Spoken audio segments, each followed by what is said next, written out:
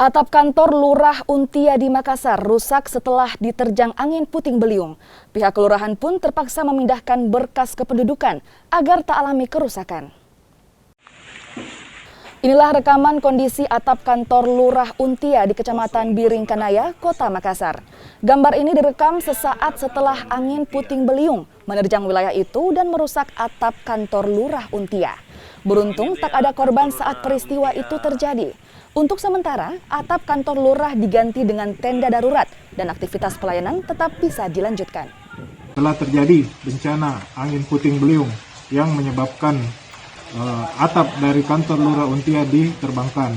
Alhamdulillah tidak ada korban jiwa pada kejadian tersebut. Dan juga rumah dari para warga tidak ada yang terdampak dari kejadian angin puting beliung tersebut. Selanjutnya, berkas-berkas administrasi pelayanan sempat kami amankan semua.